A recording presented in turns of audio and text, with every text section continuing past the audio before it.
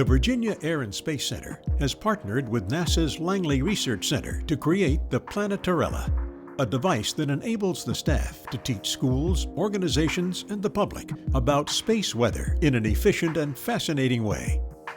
Planet8899344 is space weather in a jar.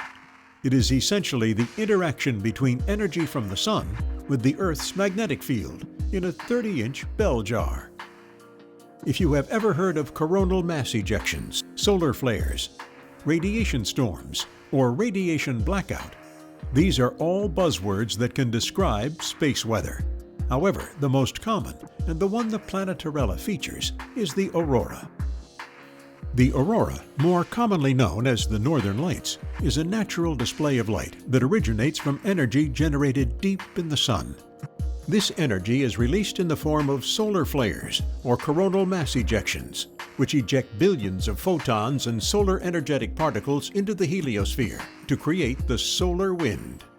After traveling 93 million miles to Earth along the solar wind, the highly energized particles can seep into the Earth's atmosphere and interact with and excite the electrons from the particles in our atmosphere.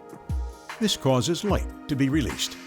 The varying colors of the light pertain to the different atmospheric constituents.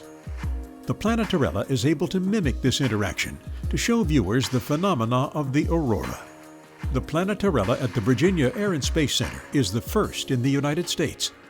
This device consists of a 30-inch tall bell jar, 2 magnetized spheres placed on 3D printed bases, an electron gun with 4 outlets, a vacuum, and a power supply.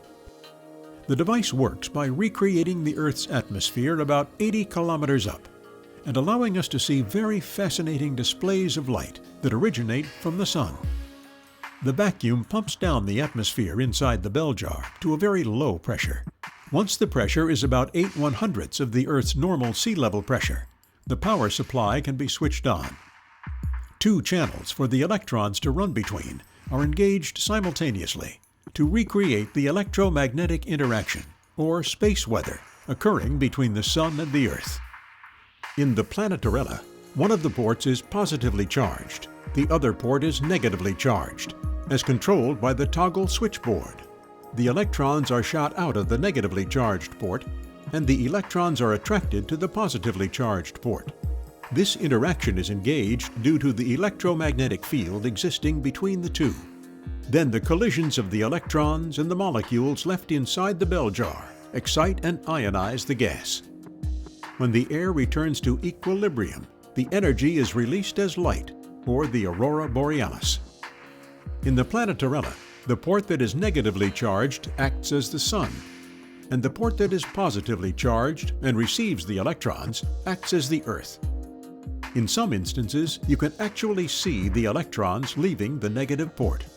The northern lights are just one of the many space weather displays that the Planet8899344 can show. It also features the southern lights, or the aurora australis, the radiation belts, and the solar wind. The gases inside the bell jar determine the color of the glow.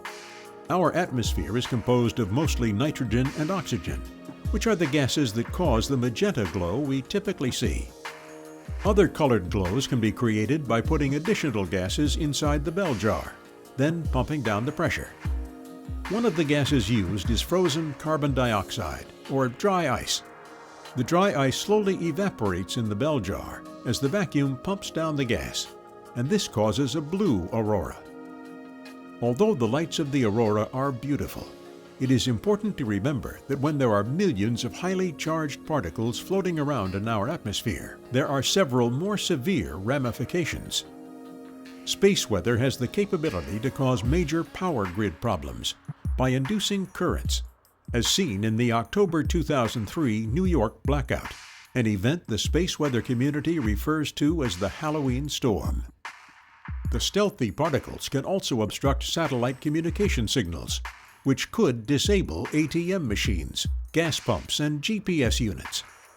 Additionally, space weather can be responsible for extreme radiation exposure for astronauts and for planes flying over the poles. Essentially, the Planet8899344 provides the capability to see a simulation of the aurora without making the 3,000-plus mile journey to Alaska. The demonstration of the device, paired with the space weather presentation at the Virginia Air and Space Center, shows visitors what space weather is and why it is important. At the conclusion of the show, children and adults are able to understand the basic interaction between the Earth and the Sun. They are able to realize the severity of space weather effects and how it can cripple our vulnerable technological society, ultimately understanding that the fascinating aurora is not just lights.